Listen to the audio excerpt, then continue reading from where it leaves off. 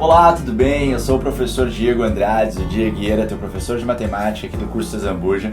Nesse vídeo a gente vai fazer então a correção da prova da EAR, aplicada em 2018, primeira aplicação, 2018-1, provinha de matemática da EAR, as 24 questões e a nossa resolução sobre elas. E comentários aí, né, ou pelo menos uma tentativa de resolução das 3 questões que foram anuladas aí na prova de matemática.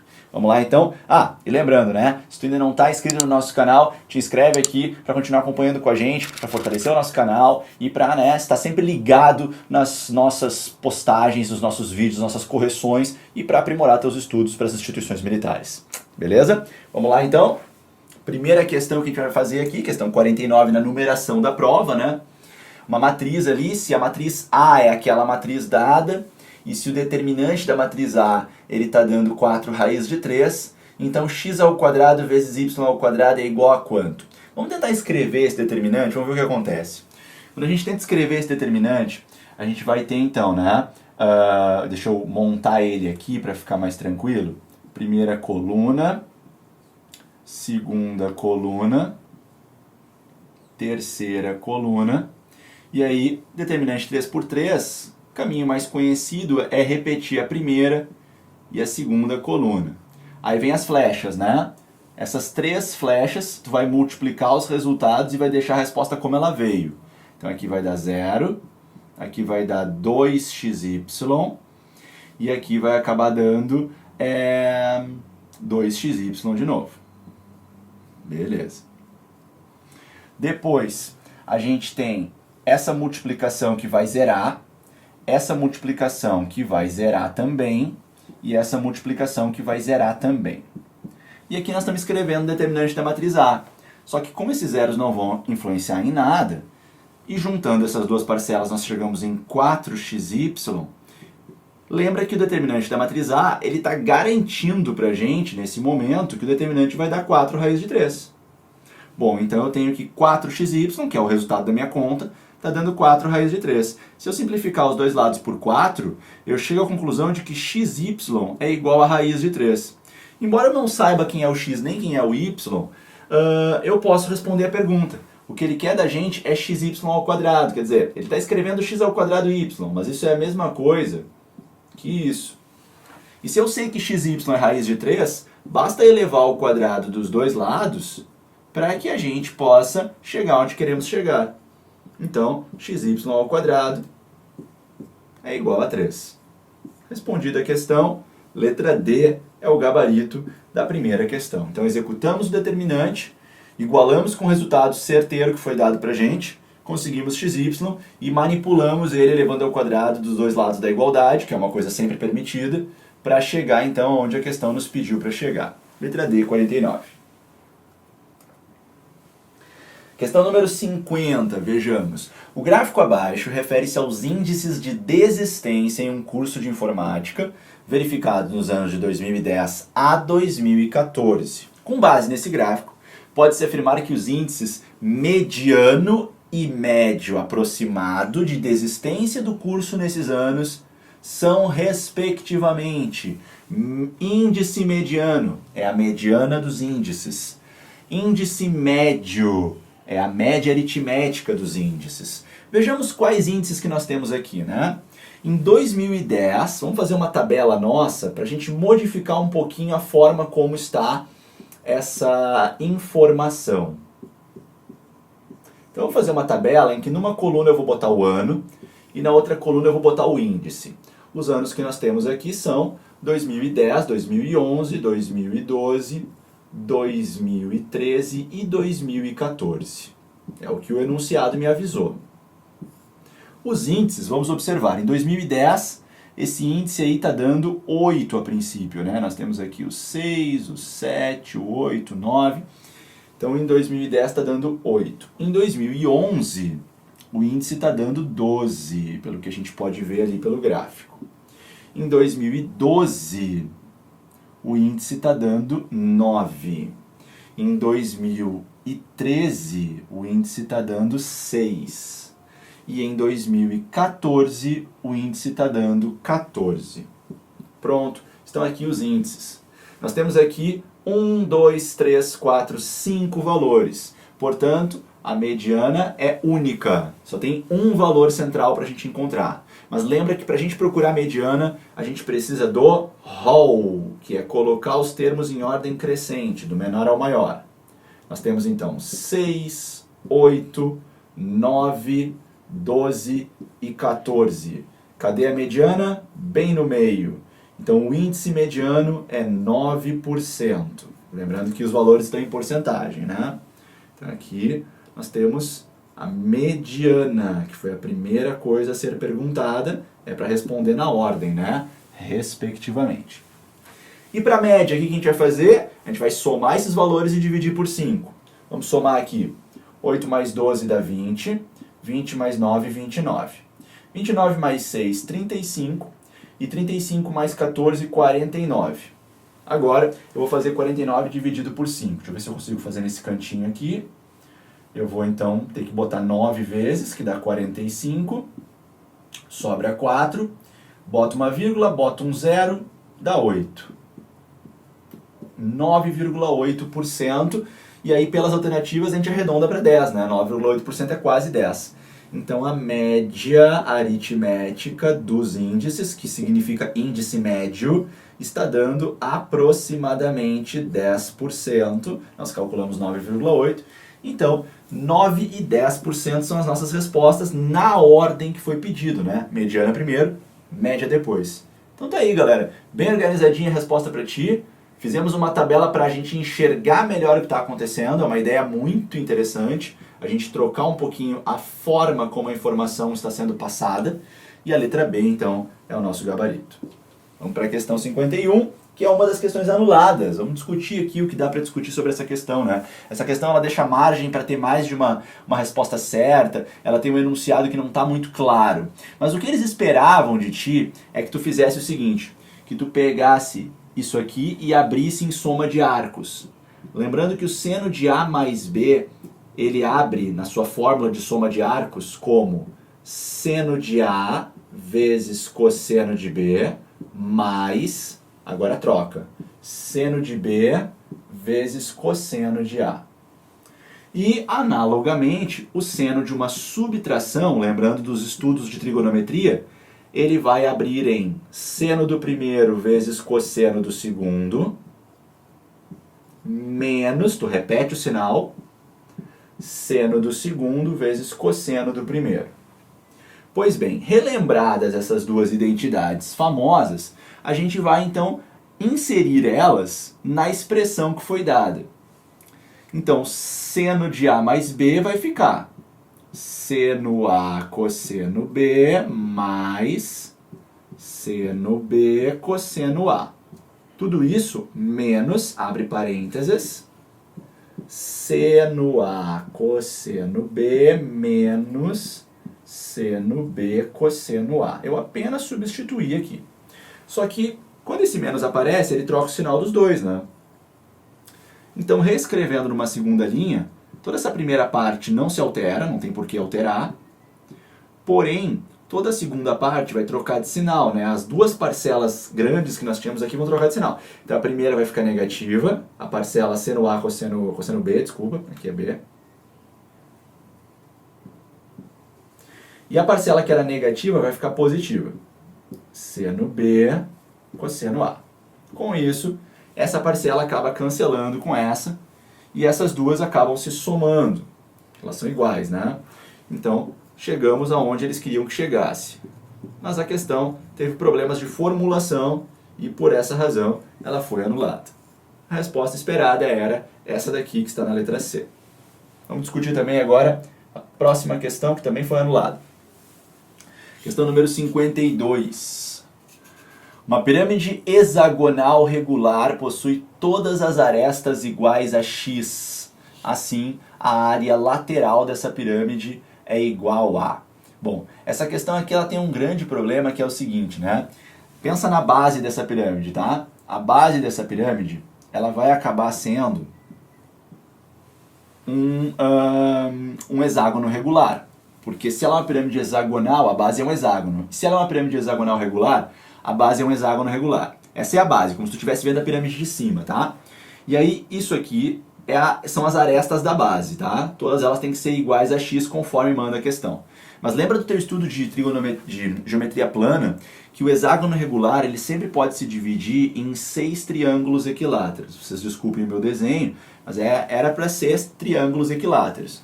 Isso significa que esse carinha aqui também é x, só que ele está no chão, ele está lá na base da pirâmide. Eu estou olhando a base da pirâmide apenas.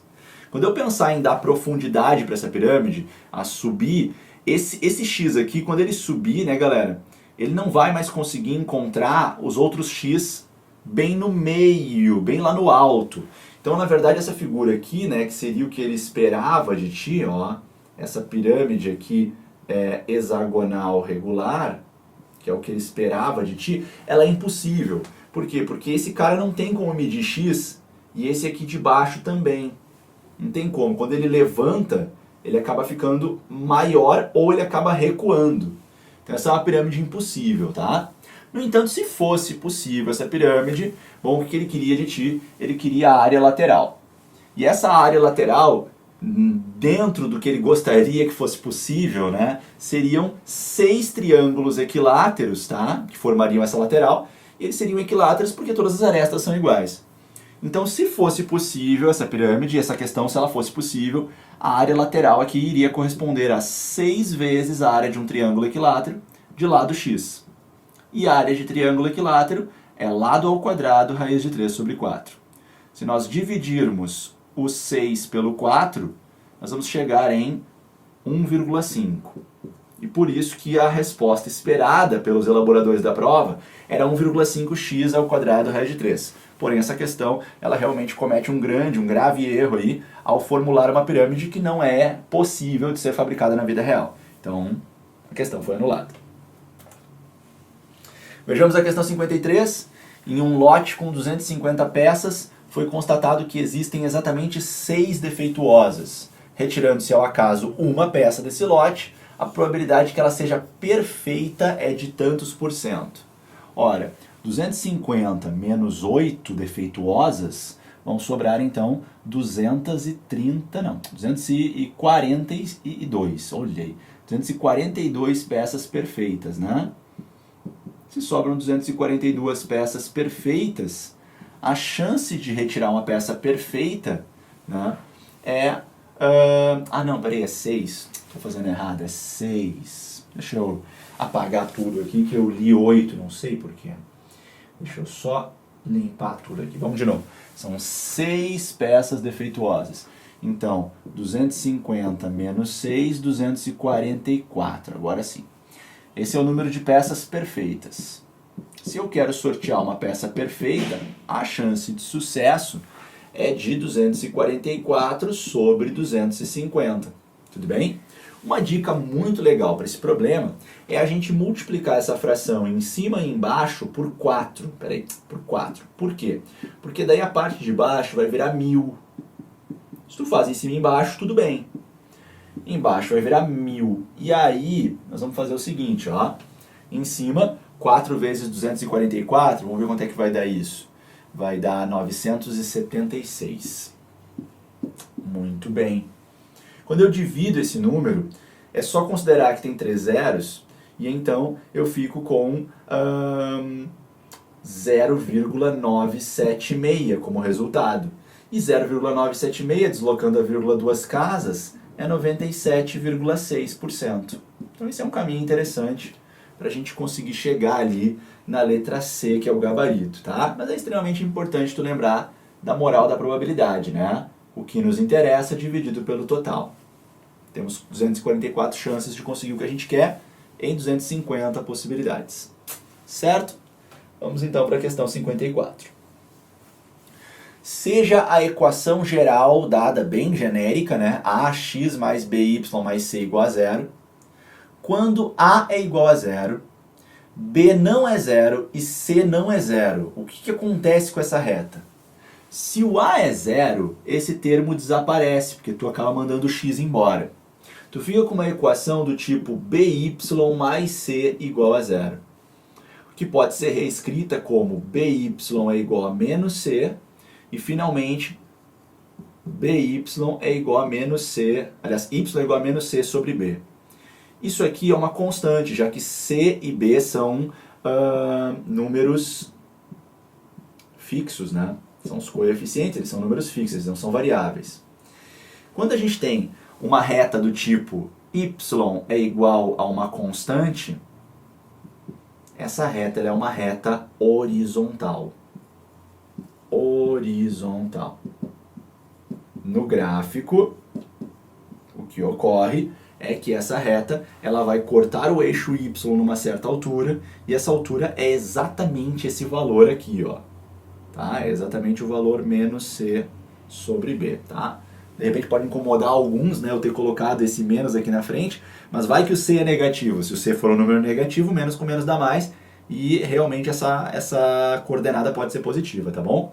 Enfim, resposta letra C, porque esse formato de equação, y igual ao número, é uma equação, é uma reta horizontal o gráfico correspondente, né? Reta vertical é quando a gente tem uma equação do tipo x igual a constante, x igual a 5, x igual a menos 2, aí é uma reta vertical, tá? Mas não foi o caso aqui. Questão 55. A metade da medida do ângulo interno de um octógono regular. Octógono regular, vejamos. Octógono tem 8 lados. Já estou trocando o 6 e o 8 toda hora. 8 lados. Tá. E a soma dos ângulos internos de um polígono é dada pela fórmula número de lados menos 2 vezes 180.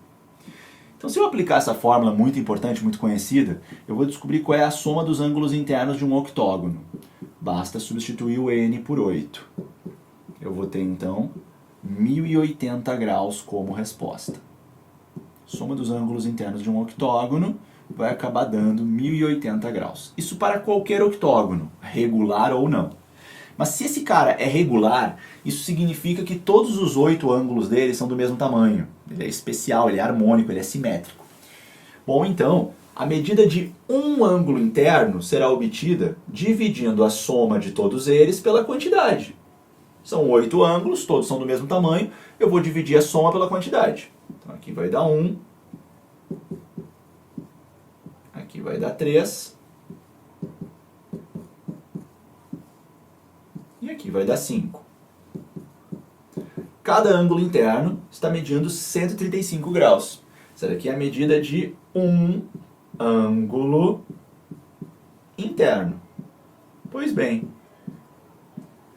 se um ângulo interno está medindo 135 graus, agora a gente responde a pergunta. A metade da medida de um ângulo interno. Se nós queremos a metade, é só dividir isso aqui por 2. E a metade de 65 vai dar 67,5. Por isso a nossa resposta está ali na letra A.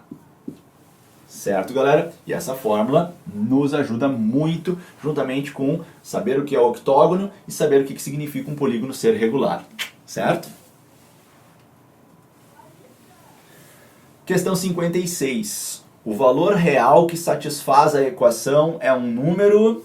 E aí vamos ver como é que a gente vai chegar nisso. Nós temos aqui uma equação exponencial de segundo tipo.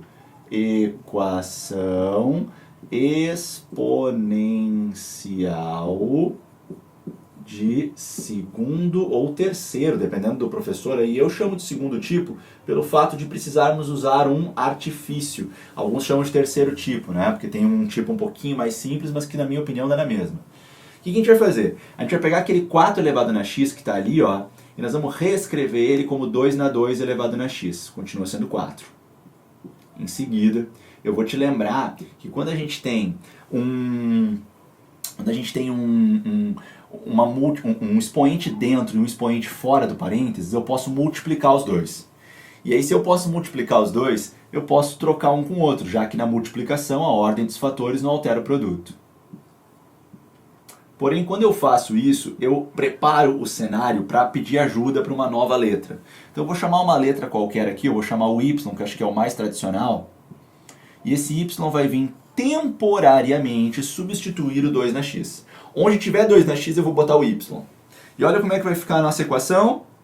Onde tem 2 na x, eu vou colocar y. Onde tem 2 na x, eu vou colocar y. Pois bem, caímos numa equação de segundo grau. Não é o fim do mundo, a gente sabe resolver. Pode ser por fórmula de Bhaskara, pode ser por soma e produto. Deixa eu usar soma e produto aqui dessa vez, para a gente fazer mais rápido. Mas poderia ser por Bhaskara, tá? Por soma e produto, preciso tentar chutar 2 números que quando eu multiplico eles dá c sobre a, ou seja, dá menos 2. E os mesmos números que eu vou chutar, quando eu somar eles, eu tenho que chegar em menos o b dividido pelo a. Então vai acabar dando 1. Esses números então tem que ser 2 e menos 1. E aí eu resolvi a questão para y. Eu cheguei a 2 respostas para y. Y igual a 2 ou y igual a menos 1. Bom, quando o y finaliza o seu cálculo, quando a gente termina a Bhaskara ou soma e produto, eu tenho que desfazer essa troca que eu fiz. Então se y deu 2 é porque na verdade 2 na x está dando 2. E isso significa que o x está dando 1, cortando as bases. No entanto, embora eu vá repetir o mesmo procedimento para outra resposta, a outra resposta nos leva a uma impossibilidade. Porque não existe expoente que pega uma base positiva e transforma ela em negativa. Então, quando acontece isso na nossa Bhaskara e a gente tem um resultado negativo, ele não vai nos permitir encontrar solução naquela parte ali, tá bom? Portanto, nesse caso, a nossa única solução é x igual a 1, ok?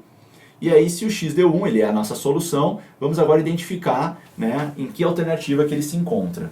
Letra A está correta, porque ele está realmente, o número 1, ele está realmente entre o 2 e o menos 2, tá certo? Ele está no meio dos dois. Ele não está entre 2 e 4, claro que não. Ele não é maior que 4 e nem é menor do que menos 2. Então é a letra A que descreve ele corretamente, tá bom? Assim fechamos a questão 56. Questão 57. Um professor montará uma prova com as 4 questões que ele dispõe. Ele tem 4 questões para fazer a prova. O número de maneiras diferentes que o professor pode montar essa prova, levando em conta apenas a ordem das questões. Então ele só vai mudar a ordem delas. Muito bem, ele vai usar todas, só vai mudar a ordem. Isso é o que a gente chama de permutação. Que é quando eu tenho um grupo de elementos, eu uso sempre todos os elementos à minha disposição e apenas troco eles de lugar. Permutação de 4 elementos é o fatorial de 4, o que é equivalente a fazer 4 vezes 3 vezes 2 vezes 1. É uma conta bem tranquila e inclusive bem repetitiva.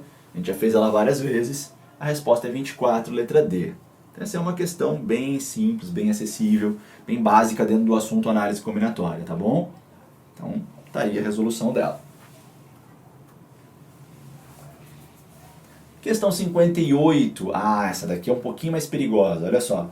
Dada a função f de x menos 1 igual a x ao quadrado mais 3x menos 2. Então, isso aqui é perigoso, tá? Tem que cuidar da interpretação que a gente faz disso. Considerando os valores de f de 1 e f de 2, pode-se afirmar corretamente o que sobre esses valores? Vamos tentar calcular, só que tem que tomar muito cuidado na hora de ir atrás desses valores. Como é que eu vou atrás do f de 1? Eu tenho que tomar cuidado que, embora na maioria das situações que a gente trabalhou com função, f de 1 significou trocar o x por 1, nesse caso não é assim que vai funcionar não. Porque se tu trocar o teu x por 1, olha o que vai acontecer. Tu vai acabar botando um zero lá dentro. E tu não quer f de 0, tu quer f de 1. Então tu tem que pensar melhor em qual é o x que tu vai chamar para que dentro da barriguinha da função fique o número 1 como tu quer. Então quando tu quer f de 1, tu quer na verdade que o teu x seja 2. Repara, se o teu x for 2, 2 menos 1 dá 1, tu fica com f de 1 de fato. E se o teu x está sendo 2, tu está vindo na tua função e está trocando cada x por 2. Aí sim tu vai descobrir o valor de f de 1. Então fica muito ligada nesse detalhe perigoso, tá? Agora é só concluir a conta, né? Então aqui está dando 4 com mais 6 dá 10, com menos 2 dá 8. Então, limpando aqui, f de 1 é 8. E agora é repetir o processo para f de 2. De novo, planeja o teu resultado. Para que dê 2 aqui dentro, eu preciso que o meu x seja 3. Aí eu fico com f de 2, que daí 3 menos 1 realmente dá 2. Então, se o meu x é 3, eu vou trocar o x por 3. Então, eu tenho 9 mais 9, 18, menos 2, 16. Então, pelo visto, f de 2 deu 16. E f de 2 deu o dobro de f de 1. Então, é verdade o que diz a letra C. A letra C diz exatamente isso, que a f de 2 ficou igual ao dobro da f de 1, como tu pode ver ali nas alternativas. A f de 2 realmente ficou igual ao dobro da f de 1. Tá bom? Por isso a letra C. Mais uma questão anulada, vamos discutir por que ela está anulada. É uma questão interessante, mas eles esqueceram de um detalhe. Esse detalhe causa anulação realmente, tá? Ele está trazendo para ti um polinômio que é de grau 6, embora ele não mostrou esse polinômio. E ele está te mostrando 4 raízes de um polinômio. Ora, lembra comigo que se o grau é 6, o polinômio tem que ter 6 raízes. O grau ele nos dá a quantidade de raízes. E também vem a questão das raízes imaginárias, né? O que acontece? Quando um polinômio tem raiz imaginária, a gente espera que ele tenha sempre a raiz conjugada também, né? O conjugado daquele número imaginário também seja a raiz. Por exemplo, se 1 mais i é uma raiz, então 1 menos i também será raiz. E se 3 menos 5 é raiz, então 3 mais 5i também é. Né? Que são os conjugados daquelas duas raízes. Só que tem um detalhe perigoso que causou a anulação dessa questão, que é o seguinte. Essa certeza de que uma raiz imaginária sempre traz junto consigo a raiz conjugada, o conjugado dela, isso só ocorre se todos os coeficientes do polinômio forem reais. E isso não está dito na questão. Portanto, como não está dito na questão, não temos a garantia de que os números conjugados vão aparecer. E por isso a anulação dessa questão. O que eles queriam claramente era que aparecessem as conjugadas. E aí, como ele pediu a soma das outras raízes, era só somar elas. Nós teríamos 4 e aqui teríamos mais 4i, o que nos levaria para o gabarito letra A. Mas isso não é garantido porque não foi avisado que os coeficientes são reais. Eles queriam fazer isso, mas acabaram esquecendo e, portanto, a questão precisou ser anulada. Certo? Questão número 60. Sejam os números complexos Z1, Z2, que foram dados os dois, e o Z3 é a soma deles, e nós queremos o módulo de Z3. Bom, primeiro vamos então calcular Z3, né? Se Z3 é a soma de Z1 mais Z2, vamos executar essa soma. Z1 mais Z2. Na hora de somar números imaginários, a gente soma as partes reais entre si. Então eu vou somar 1 com 3, vai dar 4. E as partes imaginárias entre si. Menos 1i com mais 5i dá mais 4i. Aqui está o Z3. Reparem que o A dele vale 4 e o B dele vale 4 também. Bom, com essa percepção a gente consegue o módulo. Lembra comigo que o módulo ele é por fórmula, né? O módulo de Z ele é por fórmula a raiz quadrada da soma dos quadrados de A e de B. Tu vai pegar o A e o B sem o I, tá galera? Nessa parte não entra a letra I, entra só o B mesmo. Eleva os dois ao quadrado, soma e extrai uma raiz. Então agora vai ficar bem simples o problema. Quer dizer que o módulo de Z3 ficou igual a raiz quadrada de 4 ao quadrado mais 4 ao quadrado. Vamos continuar aqui do lado. Então, o módulo de Z3 está dando raiz quadrada de 16 mais 16. Então, o módulo de Z3 está dando raiz de 32. E aí, se tu fizer a fatoração, a decomposição dessa raiz, tu vais conseguir tirar algumas coisas de dentro da raiz. Lembra que quando a gente faz uma decomposição com o objetivo de simplificar uma raiz, a gente olha para o índice e forma grupos de elementos iguais de acordo com o índice. Se o índice da raiz é 2, se é uma raiz quadrada, eu quero formar duplas. Eu consigo duas duplas, o que significa que esses dois saem da raiz. Mas esse fica lá dentro. Então, aqueles dois que saem da raiz se multiplicam lá fora, e esse 2 aqui fica aqui dentro. E aí a gente tem 4 raiz de 2 como o módulo que está ali na letra B da tua tela, tá bom? Então aqui fizemos a questão número 60. Questão 61, geometria analítica novamente. Vamos ver. As retas de equações y igual a x menos 4 igual a 0 e 2y igual a 2x menos 6 são entre si o quê? Paralelas, coincidentes, concorrentes e perpendiculares, concorrentes e não perpendiculares. Vejamos. Para a gente poder tomar essa decisão sobre posições relativas, o ideal é que a gente coloque as duas equações na forma reduzida e observe os coeficientes, em especial o coeficiente angular, que vai ter relação com o ângulo, né, que a reta forma com o eixo x. Então vamos lá. A primeira reta que está aqui, é fácil colocar ela na forma reduzida. Deixa eu dar nome para essas retas primeiro. Eu vou chamar essa reta aqui de reta R e essa daqui de reta S. Bem comum a gente fazer isso nos exercícios. Então, para a reta R, vou colocar o y sozinho, tá? Isolado. Vou deixar ele ali. Vou passar o x para o outro lado e o 4 para o outro lado. Então, eu estou vendo aqui que o coeficiente angular da reta R, né, eu vou chamar de M, alguns chamam de A, ele está dando menos 1. Beleza.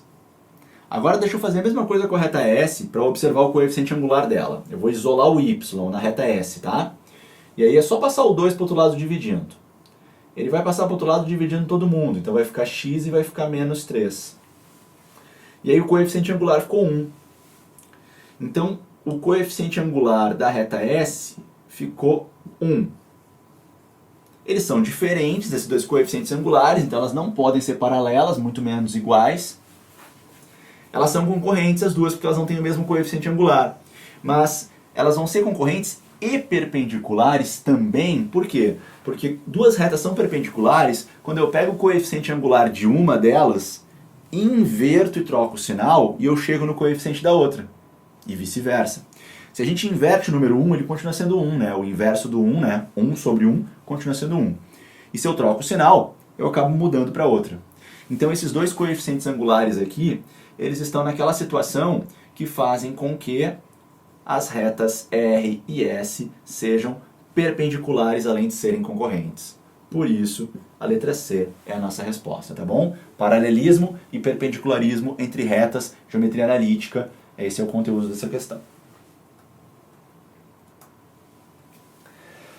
Questão 62. Sabendo que o dodecaedro regular possui 20 vértices, o número de arestas desse poliedro é... aqui essa questão exige um pouquinho mais de conhecimento das figuras, né, tridimensionais dos poliedros regulares, tá? Então, aqui precisa ter um conhecimento mais específico do conteúdo, tá? A gente, claro, né, trabalha esse conteúdo com os nossos alunos, então, se você não é nosso aluno, eu vou te trazer aqui uma ajudinha, tá?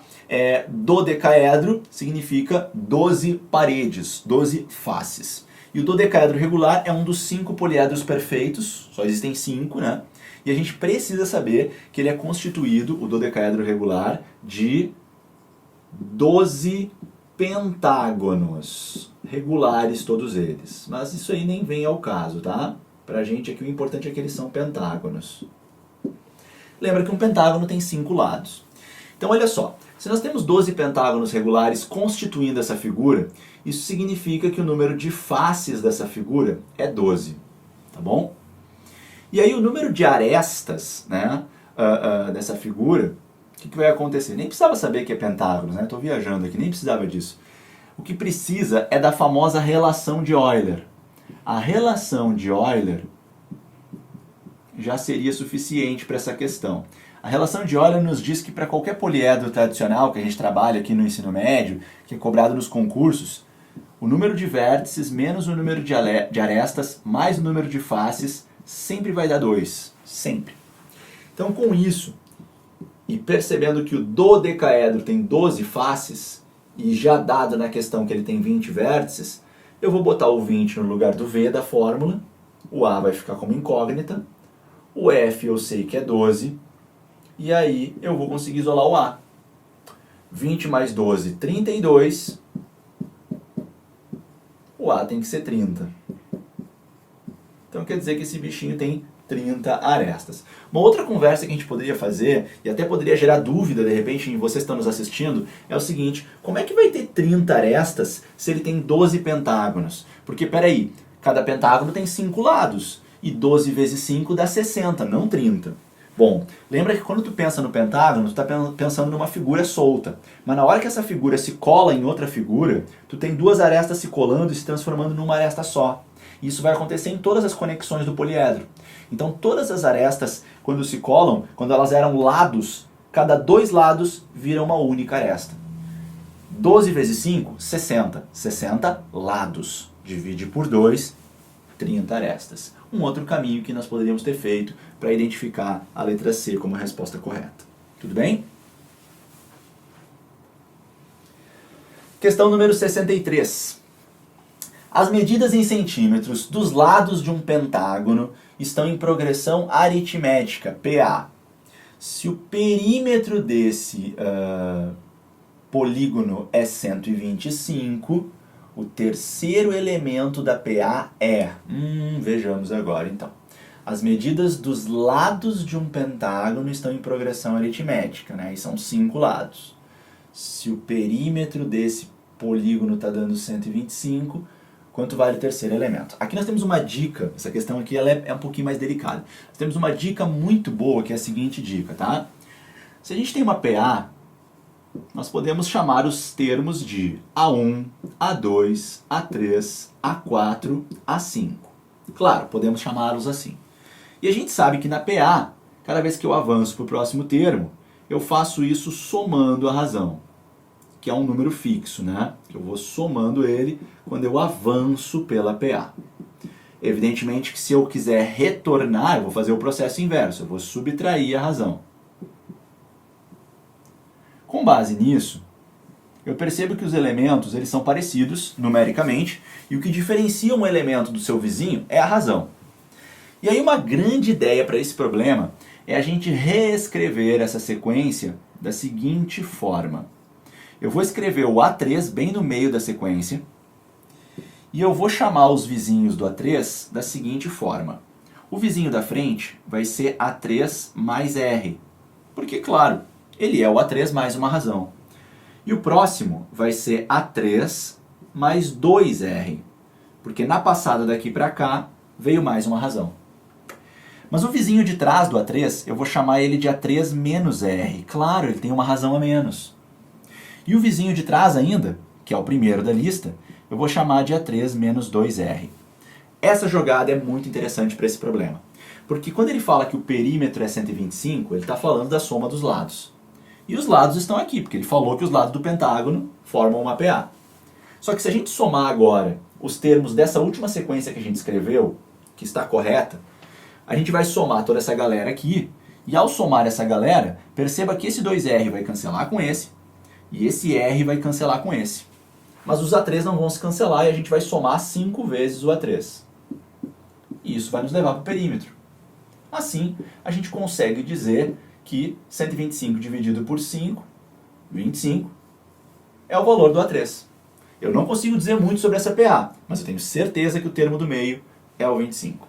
Certo, galera? Então assim a gente chegou aí no termo central dessa PA, que é o A3, que é 25, letra A. Também dá para ter feito essa questão usando as somas fixas de Gauss, que é saber que termos equidistantes têm a mesma soma, e ter usado a fórmula da soma. Mas acho que essa última resolução que eu estou citando agora, ela é um pouquinho mais pesada. Então essa daqui, apesar de ser um pouco criativa, ela é mais fácil de entender nesse vídeo, tá bom? Então vou deixar essa aí para ti. Questão 64, vejamos aqui essa figura com vários triângulos entrelaçados aí, né? Bom, os pontos A, B, C e D, vamos ver onde é que eles estão, aqui embaixo, A, B, C e D, estão alinhados, assim como os pontos A, E e F, né, formando uma hipotenusa de um grande triângulo retângulo. Considerando que G é o ponto de interseção, de cruzamento da linha FC com a linha ED, queremos o valor da tangente do ângulo alfa. E temos algumas medidas aí, né? Muito bem.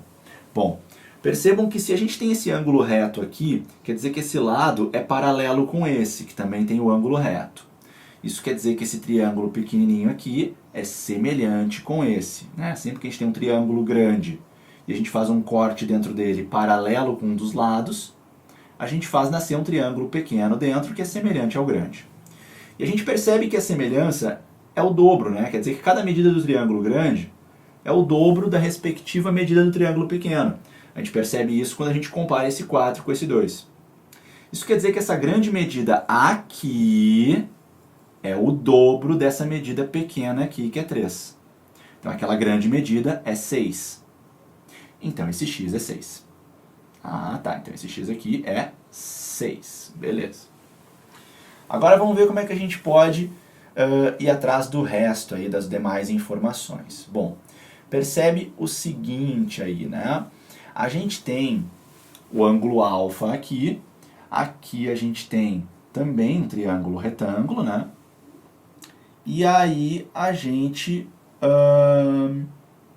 não sabe quanto vale o y, beleza. Só que assim, ó, como essa linha ela é paralela com essa grandona, o ângulo alfa também está aqui, galera. Por correspondência que a gente chama, né? Que é quando eu tenho uma reta cortando duas paralelas. Essa reta grandona, a reta AF, ela está cortando tanto essa paralela aqui, FC, quanto a paralela EB. Então o ângulo alfa está aqui também. Bom, ficou uma riscalhada, deixa eu trazer para cá para ti. Na verdade, a gente nem precisava fazer tudo que a gente fez. Bastava perceber que se o ângulo alfa está aqui, então a tangente de alfa pode ser feita no triângulo ABE, que é um triângulo que já estava pronto desde o início. E a tangente de um ângulo, ela é o cateto oposto dividido pelo cateto adjacente. Então isso dá 1 sobre 2, ou, como temos nas alternativas, 0,5. No fim, nem precisou fazer o que eu fiz ali, fiz uma conta desnecessária. Dava para ter ido direto ali pela percepção do ângulo alfa. E a letra B é o nosso gabarito. Certo, mais uma questão resolvida. Questão 65. Seja a PG A1, A2, A3, A4 reticências, PG, né, de razão 2. E se A1 mais A5 dá 272, qual é o valor de A1? Vejamos, né? Bom, se a gente tem que a razão é 2, mais uma vez eu posso reescrever essa PG de uma forma mais interessante. Eu vou manter o A1 com o A1, mas o segundo termo eu vou chamar de 2A1, porque ele é o dobro do A1, já que na PG tu vai multiplicando. O terceiro termo, vou multiplicar por 2 de novo. E assim por diante até o quinto termo. Aqui está. Esse é o quinto termo. E esse é o primeiro. Quando ele fala pra gente que A1 mais A5 dá 272, eu posso reescrever isso como A1 mais 16A1, dando 272. Isso aqui está dando 17A1.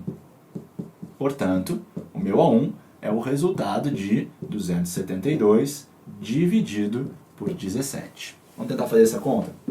272 dividido por 17. Vejamos. Vai dar uma vez só. Opa, uma vez só. 1. E vai dar 17, sobra 10. Baixa o 2, vai dar 6 vezes, que dá certinho 102. O resultado deu 16. Então quer dizer que o A1 vale 16. Essa dica então aqui de interpretar a PG e reescrever os termos em cima do A1 foi uma boa ideia, porque a gente diminuiu a quantidade de incógnitas, né? Então, letra D, nosso gabarito aí dessa questão de PG, essa vai ser a resolução que eu vou te indicar aqui, tá bom? Questão 66, vejamos. A superfície lateral de um cone, ao ser planificada, gera um setor circular, cujo raio mede 10 centímetros e cujo comprimento do arco mede 10 π centímetros. O raio da base do cone original mede quanto? Então, olha só. Se a gente tem o cone original, tá? Aí, isso aqui é a geratriz do cone original. Aqui nós temos o comprimento da base, aqui nós temos o raio da base do cone original, aqui nós temos a altura do cone original. Quando a gente pega esse cone e corta a lateral dele e abre ela, essa lateral se abre formando um setor circular. Um setor circular ele é um pedaço de um grande círculo, né? Com um ângulo interno. E esse setor, como ele é um pedaço de um grande círculo, ele tem um raio dele. Só que aí tem que tomar cuidado que esse raio do setor, o raio do setor, ele na verdade é a geratriz do cone. Então, essa geratriz aqui está medindo 10. Tá? E a gente tem o comprimento do arco aqui embaixo. Isso é o comprimento do arco. Só que tenta te lembrar que esse comprimento do arco, na verdade, ele é esse comprimento da circunferência da base do cone, que desenrolou e formou o comprimento do arco. E ele fala que esse comprimento de arco está medindo 10π. Aí aqui acabou a questão. É aqui que nós vamos puxar a nossa resposta. Porque se isso mede 10π, quer dizer que o comprimento dessa circunferência mede 10π. Então nós vamos dizer que comprimento de circunferência, que é 2πr, mede 10π. Os π se cancelam e o 2 passa dividindo, nos trazendo que o raio mede 5. Então essa interpretação rápida nos permite dizer aí que a resposta certa é a letra A. Certo, galera? Questão 67.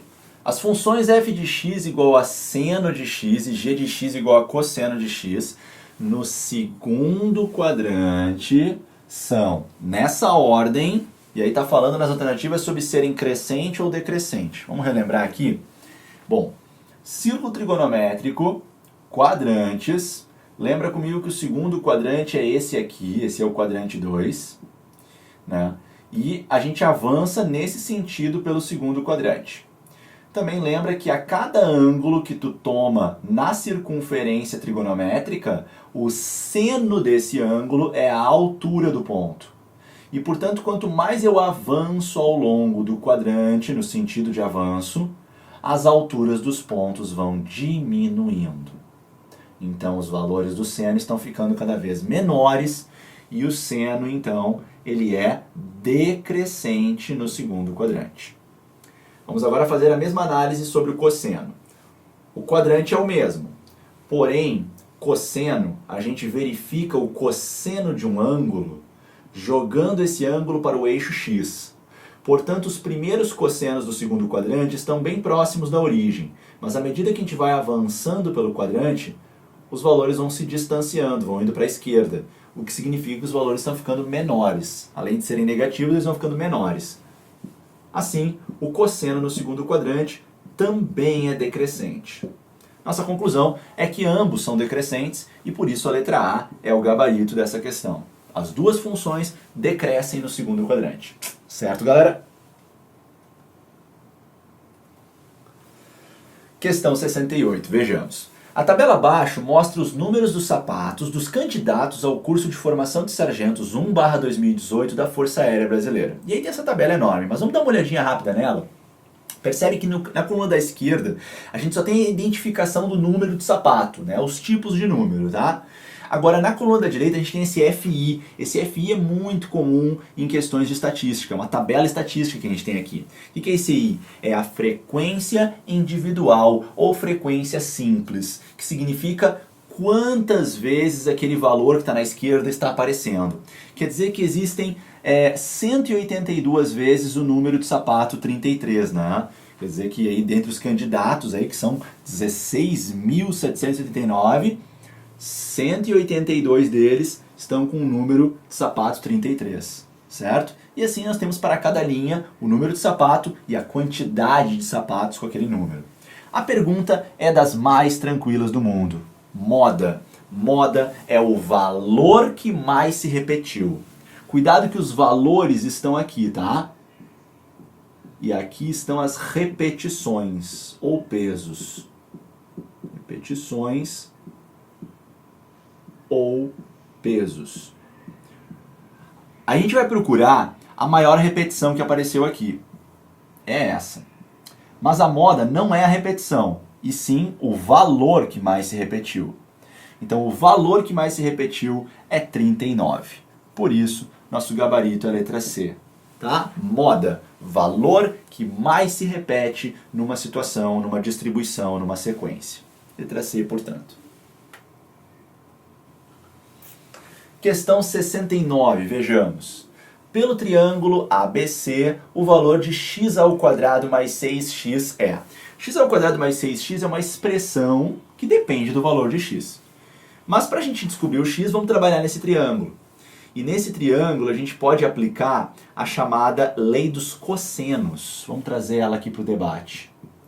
A lei dos cossenos ela é sugerida quando a gente tem um triângulo que não é retângulo, que complica um pouco a nossa vida. A gente tem um ângulo, que a gente sabe o cosseno desse ângulo, e a gente tem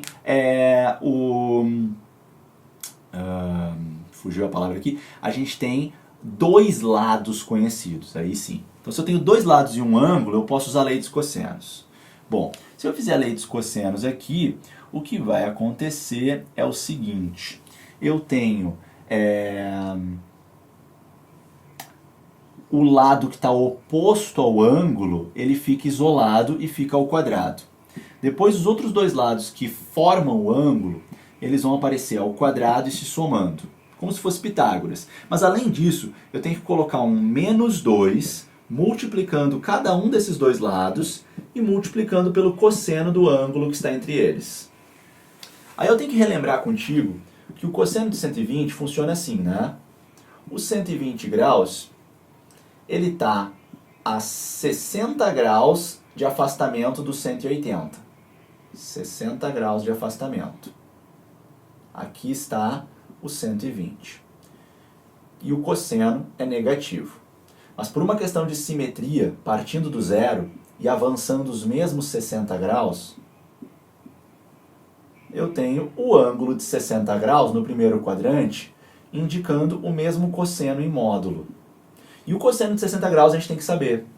O cosseno de 60 graus, por aquela famosa tabela, é 1 sobre 2. Como o cosseno de 120 é simétrico a ele, mas está na parte negativa, o cosseno de 120 vai valer a mesma coisa, porém com sinal trocado. Vai valer menos 1 sobre 2. Então eu precisei relembrar isso contigo da trigonometria. Voltando para a nossa lei dos cossenos, então, aqui eu vou ter 36 vezes 5, aqui 36, aqui x ao quadrado. Como esse cosseno aqui vai ficar negativo, vou fazer o seguinte. Vai acabar dando menos 1 meio. Só que aí esse menos, multiplicando por esse menos, vai acabar dando mais. E esse 2 vai acabar cancelando com esse na multiplicação. 36 vezes 5, 180. Igual a 36 mais x ao quadrado mais 6x. Olha só o que aconteceu. Acabou de aparecer para a gente a expressão que ele nos pediu. Ora, se acabou de aparecer essa expressão, basta eu jogar esse 36 para lá e eu resolvi meu exercício. Porque daí eu vou dizer que x ao quadrado mais 6x é igual, que é o que ele quer, né? Ele quer saber o valor de x ao quadrado mais 6x, é igual a 180 menos 36, que vai dar 144. E aí nós respondemos a questão. Não precisa nem fazer Bhaskara, já está respondida a pergunta. Letra D é o nosso gabarito. Certo, galera? Questão 69, então, está aí resolvida. Questão número 70, vejamos. Considere a inequação x ao quadrado menos 1 menor ou igual a 3. Está contido no conjunto solução dessa inequação o intervalo. Cuidado com essa pergunta, tá? Existe um conjunto solução dessa equação, que a gente vai ir atrás dele. Porém, ele não quer necessariamente que nós apresentemos aqui o conjunto solução. Ele quer que nós identifiquemos dentre as alternativas qual desses 4 intervalos que estão aparecendo ali que cabe dentro do conjunto solução, ou seja, que está contido lá dentro. Vamos então ir atrás desse conjunto solução para a gente ver quem ele é, né? E aqui então a gente pode trazer esse 3 para cá, para isso aqui ficar com o 0 do lado de lá, porque é o ideal para uma inequação de segundo grau. Então essa inequação fica assim, ó. Assim fica melhor. Agora eu vou ignorar ela um pouquinho por um instante, vou trabalhar com a equação de segundo grau, ou até melhor, com a função de segundo grau, f de x igual a x ao quadrado menos 4. Vou trabalhar com ela. Eu vou atrás das raízes dela, e quando eu vou atrás das raízes, eu vou igualar x ao quadrado menos 4 a zero. Isso é buscar as raízes. Poderíamos ir por Bhaskara, mas é muito mais rápido, nesse caso, apenas isolar o x. Cuida que, nesse caso, quando o quadrado passa para o outro lado, tem que se colocar antes da raiz quadrada um mais ou menos, para achar duas raízes, que são as raízes simétricas, mais e menos 2. O que a gente faz agora? Agora a gente vai fazer um esboço do gráfico dessa parábola somente no eixo x. Lembra comigo que o gráfico de uma função de segundo grau é sempre uma parábola. E essa parábola pode ser feliz ou triste. O que decide isso é o sinal do coeficiente A. Se o coeficiente A é positivo, a parábola está feliz. E se o coeficiente A é negativo, a parábola está triste. Como o nosso coeficiente A é positivo, a parábola está feliz. E os cortes no eixo x são exatamente as raízes. Menos 2 e mais 2. Lembra comigo também que quando o gráfico da parábola está, quando o gráfico da função, não precisava nem ser parábola, quando ele está acima do eixo x, significa que a conta está dando um resultado positivo. Então isso está acontecendo antes do menos 2 e após o 2. Já quando o gráfico da parábola está abaixo da reta, abaixo do eixo x, significa que para esses valores o resultado da expressão é negativo. E especificamente no 2 e no menos 2 o resultado é zero. Com essa análise a gente retoma a inequação. A inequação pede que essa conta fique menor do que zero, ou seja, negativa, ou fique igual a zero. Ela fica igual a zero nas raízes, então nós aceitamos que o x seja 2 ou menos 2, e a nossa expressão fica negativa quando o nosso x está aqui no meio. Ó. Qualquer valor entre menos 2 e 2 faz com que essa expressão fique negativa. É o que o gráfico nos mostra. Transformando isso aqui em intervalo, nós dizemos que a nossa solução é o conjunto x pertencente aos reais, tal que o x é maior ou igual a menos 2 e menor ou igual a 2. Uma linguagem mais compacta é simplesmente usar os colchetes, que dizem que os valores participam do intervalo. Esse colchete, então, está dizendo que o menos 2 abre o intervalo e o menos 2 faz parte. Esse colchete está dizendo que se encerra no 2 e o 2 faz parte. Lembra que o parênteses ele não inclui as bordas, mas o colchete inclui. E a gente vai incluir porque a gente tem o igual. Essa é a nossa solução. Agora nós temos que olhar nas alternativas qual daqueles intervalos que está lá que cabe aqui dentro. Ou seja, que vai do menos 2 até o 2. Qual intervalo daqueles cabe aqui dentro? Como tu já pode perceber, a letra B está correta, porque o intervalo que vai do menos 1 até o 1, ele cabe aqui dentro. Por isso, ele é o intervalo que está contido no conjunto solução. Letra B é a nossa resposta dessa questão um pouco mais delicada na interpretação da resposta final. Tá bom? Questão 70, que aparentemente aí vai trazer para a gente semelhança de triângulos. Vamos dar uma olhada? Na figura, se BC é igual a 60 centímetros, e nós temos também no desenho aí, né, que essa altura aqui, ó, do triângulo grandão ABC é 40. Então, quanto é que vai medir aí DE em centímetros? Vejamos. Bom, galera, a gente tem aqui ângulo reto, né? E aqui em cima também. Se eu puxar do D até o chão uma perpendicular, ela vai fazer ângulo reto. Ela vai ser paralela com essa daqui. E aí, esse ângulo obrigatoriamente vai ter que ser 90, pela soma dos ângulos internos. Como esse cara é x e esse aqui também vai ser esse aqui também. Essa figura se tornou um quadrado. E aí eu consigo, vamos ver como é que eu posso fazer aqui.